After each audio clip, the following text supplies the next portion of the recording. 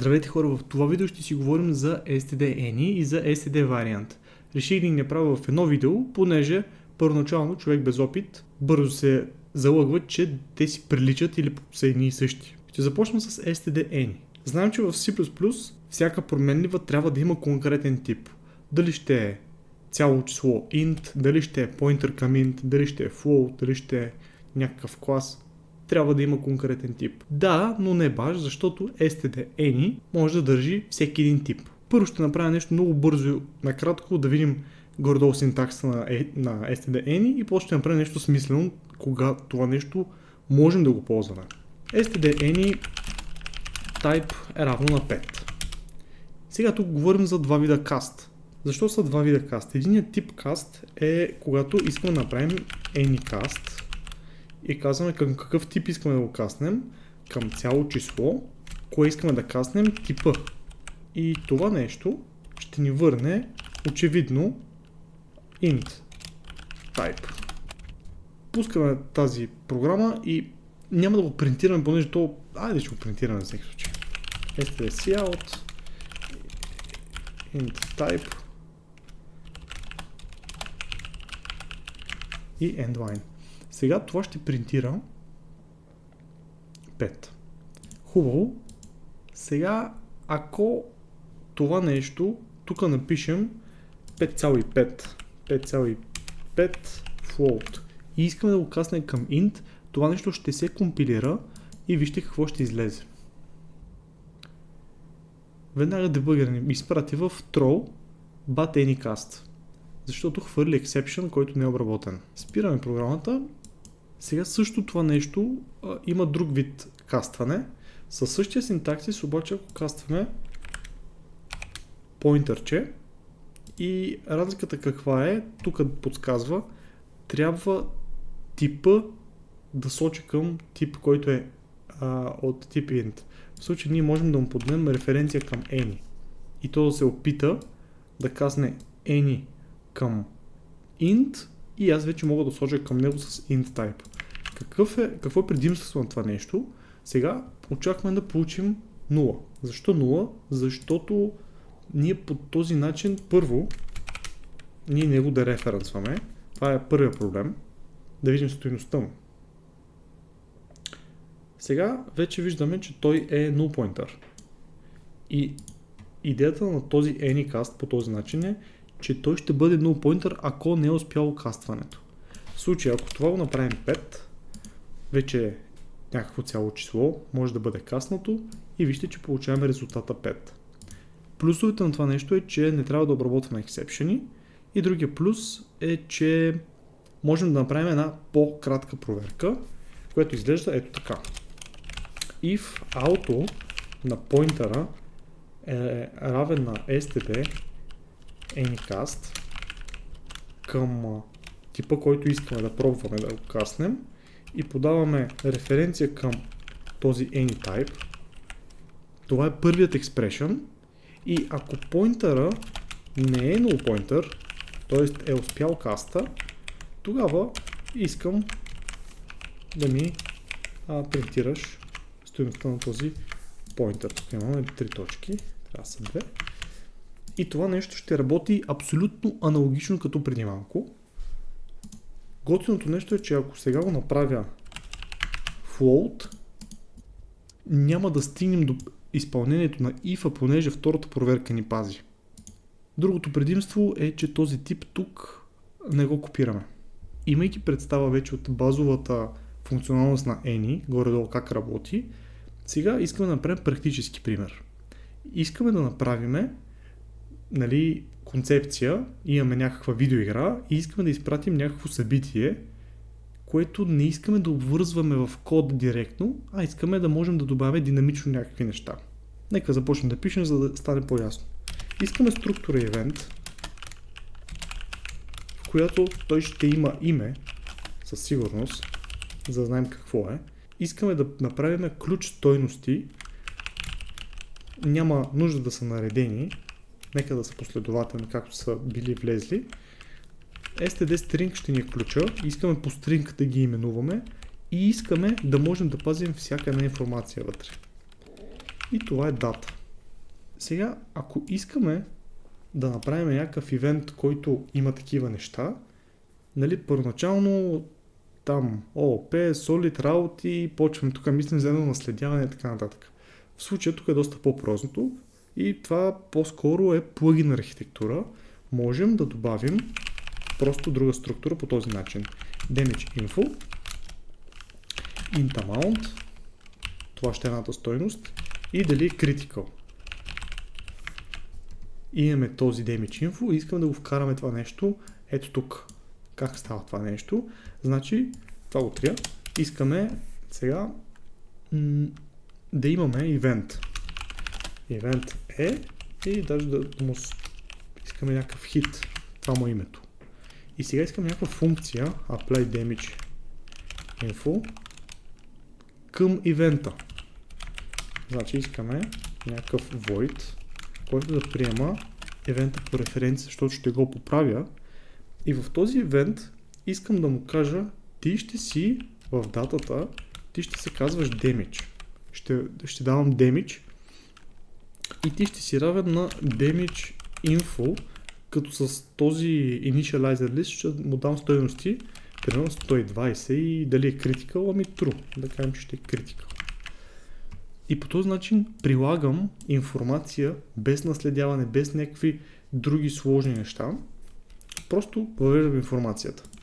Да кажем, че по някаква причина това не е изнесено в една част от кода и след това вече като знаем какво е човечето, откъде е дошло, дали е friendly fire, дали не, по друго време вече можем да дадем сорса на този damage. За мен source означава какъв тип е било, дали е било с огън, дали е било с някакъв LED или там каквото е. Във всяка игра е различно. Тук ще направим някаква огнена топка, който има радиус в случая. Искаме да приложим някаква друга стойност.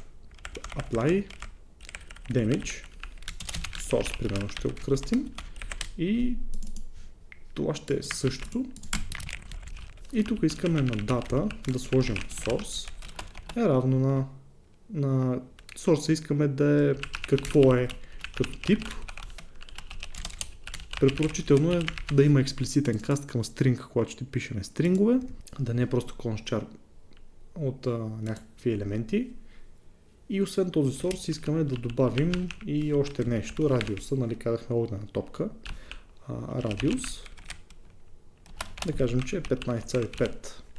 Каквото и да е това, float е. И колкото и да е голямо, няма значение. Имайки тези неща сега, вече те се използват, те ще ги приложат. Искаме да можем да логнем някакси, с едно тази игра вече, да кажем тази игра, ето ще направим една функция игра, където ще приема този евент и да може да го разчете какво прави този евент. За целта тази игра първо трябва да получи този евент, тя няма да го променя, така че вече той може да е const. И тук казвам, получих евент с следните, казва се последния начин първо, ename, един нов ред. Сега, каква е идеята на това нещо? Искаме да го намерим в този nord.map по дадения ключ, дали има такова нещо и само ако има да може да го каснем и да го покажем. Реално правим един итератор, който този итератор ще търси в датата. .find е метод към nord.map, който може да намери сорса, дали има то сорса първо. Да, хайде първо сорса, няма значение. И ако този итератор е различен от края на тази дата, значи има такъв ключ. Следователно, влизаме навътре и казваме онзи съкратения синтаксис, който писахме, ако auto поинтера е равен на std anycast, към какво искам да каснем сорса. Сорса е string, std string, и искаме да подадем референцията към този string, който е second. И ако това е изпълнено, ние знаем, че има source, който се казва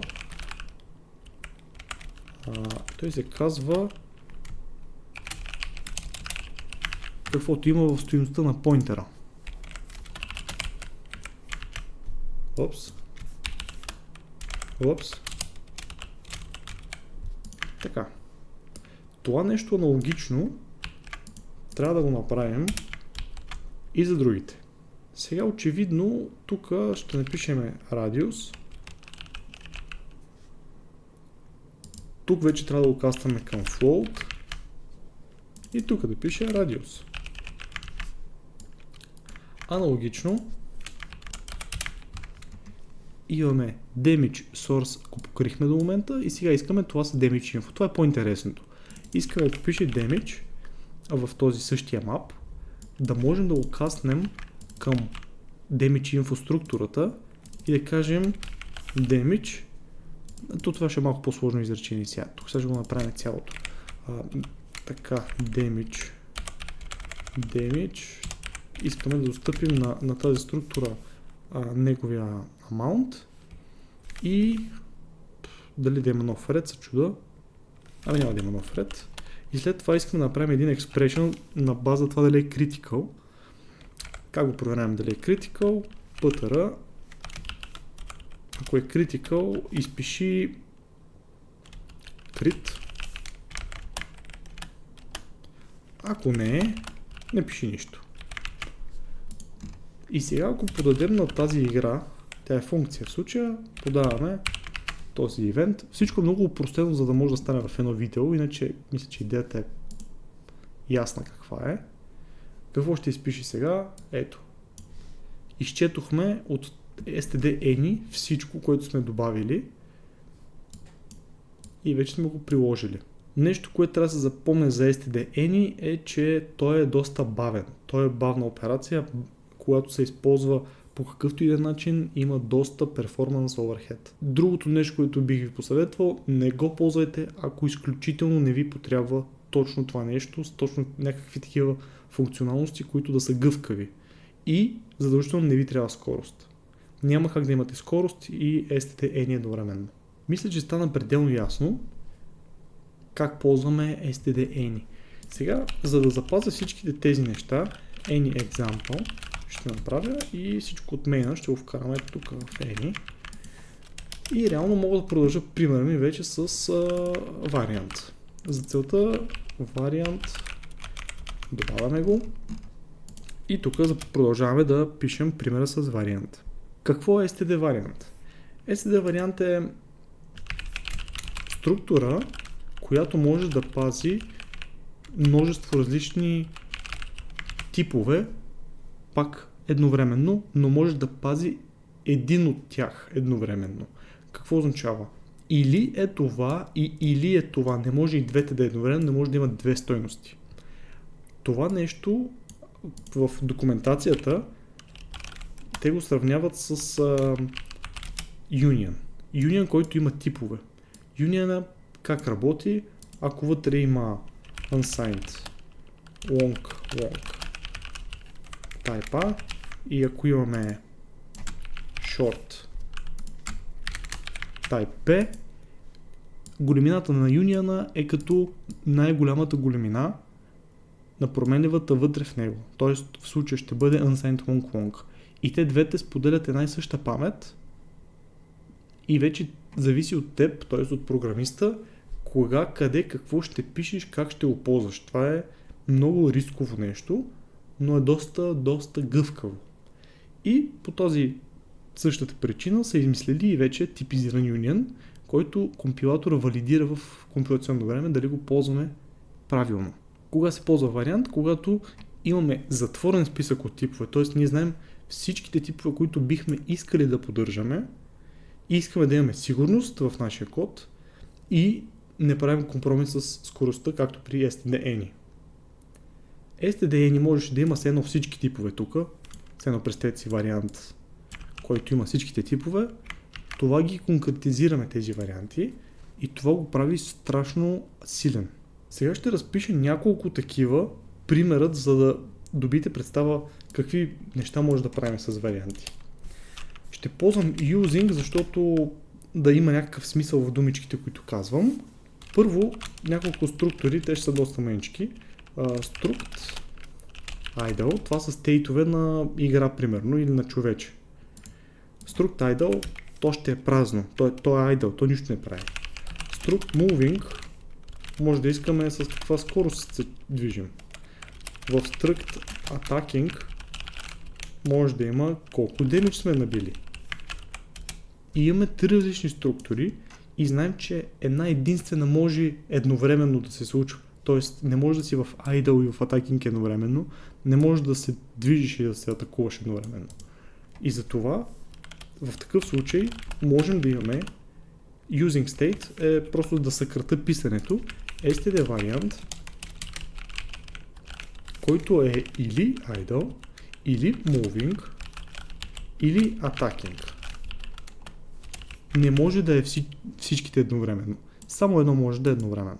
По този начин вече можем да си дефинираме някаква там игра или част от машината, state машината, която занимава с някакви анимации или звуци, защо да прави. Може да подаваме това съкратеното state. Пак казвам, това означава, че имаме предефиниран краен брой типове. Друг пример сега ще продължа. В програмни езици от сорта на Rust, там обикновено резултата от функцията е двойка, обаче не баш. Тоест, той е точно вариант. Той е резултат, се нарича вариант, или е някакво value, или е error. Сега, очевидно, това value може да е всичко, да не усложняваме нещата, може да е така.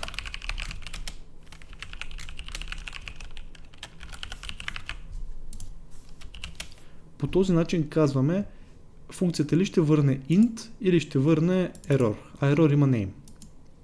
И по този начин знаем, че или всичко мина успешно, или ако има error, то трябва да му вземем името. Всичките неща ги нахвърлих просто за да видим синтаксис на вариант. Сега ще направим някакъв практически пример. Искам пак да се направя един using, параметър, ще го съкратя като param и той ще е равен на std variant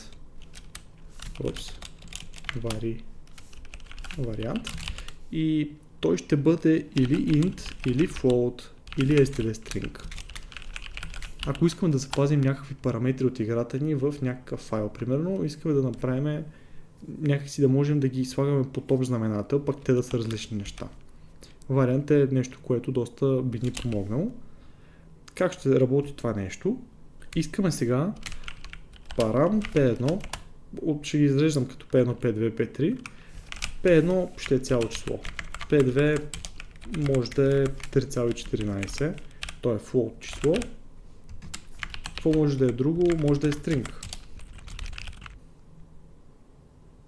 Сега, вижте, тук, за да няма проблеми, тук ще се използва имплицитен конструктор.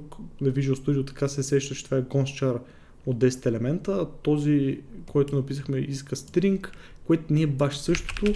Препоръчително е, не се знае кой компилатор как имплементира нещата. Направете го с експлицитен каст към string, за да е ясно какво ще стане. Тъй като сме в контекст на игрите, дай да го кръстим speed, да кажем, че е някаква скорост на човечето. И сега, хубаво, направихме нещо. И какво от това? Можем ли да някакси да принтираме какво има в тези динамични неща, което може да бъде всичко, ама то как ще знае какво е? Ами, може. Как да го направим? Примерно ще го кръсте handle param, тази функция, и вътре ще подаваме параметрите. Как ще ги подаваме? Това ще е void, handle параметри и да, параметрите ще са по референция, тъй като той няма да променя нищо по параметрите, даже трябва да и const референцията. Тъй като приема сега аргумент, очевидно тук трябва да и подадем тези аргументи. Ето, подавахме тези аргументи и сега въпросът е как да разбера аз какво има там, за да мога да го принтирам, примерно. Тъй като това са compile time неща и то реално трябва да знае какво има в този параметър и трябва да знае какъв тип е. Има начин, по който можем да ги проверим и това става с std holds alternative, даваме типа, дали е int в param. Ако искам да ми напишеш value и след това std get int от param. Това цялото нещо трябва да се изпише за всички типове. За float, за string, ако тук имаме примерно 50 типа, това трябва да се напише 50 пъти, така надолу едно след друго. И веднага изниква въпроса, има ли по-лесен начин? Има естествено по-лесен начин. Компилатор може да го направи вместо нас това нещо. Това е начинът, който ръчно се прави. Тук трябва да има и fail-safe и така нататък за всичките типове. Сега, има така наречения std visit. Visit приема callable, което на практика е ламда. Можем да я подадем ето така. И втория аргумент е върху какво да работи. Може би да го напиша наново, защото така е по-грозно и по-трудно да се разбере. Visit приема два аргумента, като втория параметър ще е параметъра, върху който ще работи, а първото е функцията, която ще изпълнява. Или така нареченото callable. Като аргумент все едно ще вземе всяко едно нещо и иска да може да го използва като temporary. Дали е V, дали е P, няма никакво значение. V от visit по-скоро може да идва, но и P, и V и за value. Не знам, P може би да е value по-скоро. И какво искаме да направим с това value? Ами искаме да го принтираме. Искаме да направим това value.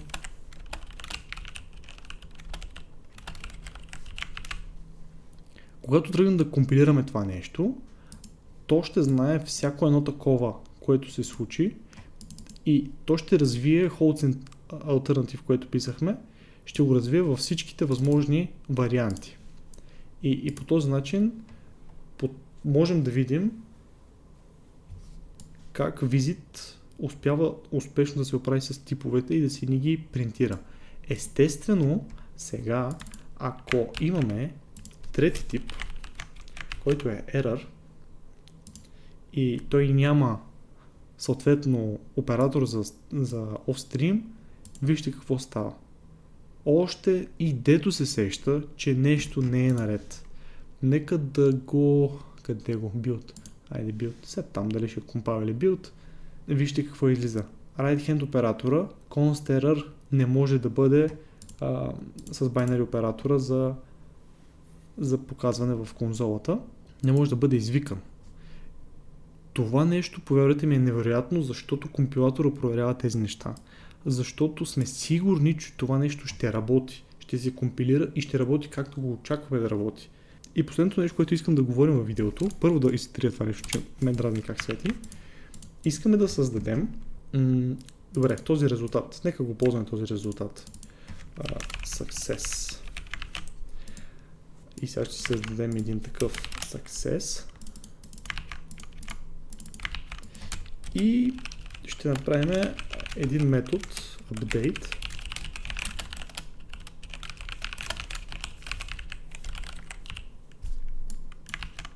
И за error и за success.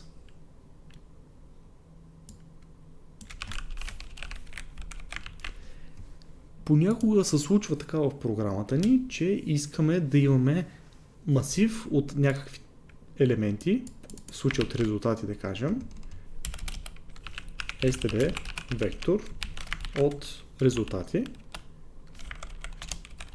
results, и искаме да знаем, да можем по някакъв начин, те без да имат общ родител, те не наследяват нищо, да можем да им извикаме една и съща функция, която се казва update. Това е много готино и нека да видим как ще стане сега. В results можем най-вероятно да им плейснем. Нека го направим стъпка по стъпка. Result R1 е равно на success S1. Само че трябва да принтираме името, за да видим, че правим нещо.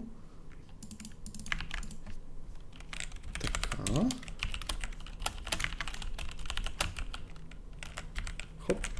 Това ще си го копираме. И за error по същия начин. Реално разликата е думичката success и error. Сега искаме success, след това искаме втори success, след това искаме един error,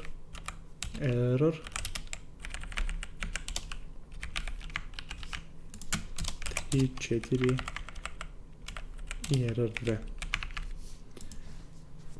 И един success накрая, за да видим, че всичко работи очаквано. И искаме този results да pushbackнем всичките тези R1. Упс.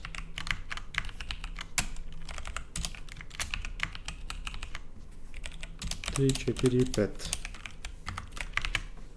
Има съкратен синтакси, с който можем директно като initializer list да ги напишем. Реших така да го направя, за да е по-ясно какво става. Резултата е вариант от нещо. В случая ползваме success, тук ползваме error. Обаче векторът ни е от варианти, който е или едното, или другото. И по този начин имаме някакъв смисъл на полиморфизъм. Защото сега като направим std visit с една ламда, като приемаме резултата, то трябва да ги итерираме всъщност тези всичките. For, нека да си го напишем, auto it results. Що не ми подсказва? Ето го. Искаме това нещо да го местим нагоре. С out ги местя в Visual Studio. Искаме тук пак да е auto value и тук искаме да е it. std. Тук не искаме да ги сяутваме. Тук всъщност исках да покажа value и update. Сега вижте, почна да идето се оправи. И когато компилираме това нещо, всъщност, тук build started, build succeeded. Какво направихме току-що? Ние дадохме на вариант двата варианта, които има разписана функцията update. И когато тук я извиквам, то знае, защото то го експандва го и то знае, че ги има. И по този начин вижте как работи като полиморфизъм, но в компилационно време. И съответно, ако сега добавим нещо, което е attacking, примерно, в result, добавим attacking и това веднага казва attacking has no member update. Така че това е много силно. Можем да имаме наследяване, може да имаме полиморфизъм без всъщност да имаме самия полиморфизъм. И надявам се това да е обяснил някой от чуденките каква е разликата между тези две неща. Виждате, доста различни неща решават, доста различни проблеми и надявам се да е било полезно това видео. Чао и до нови срещи!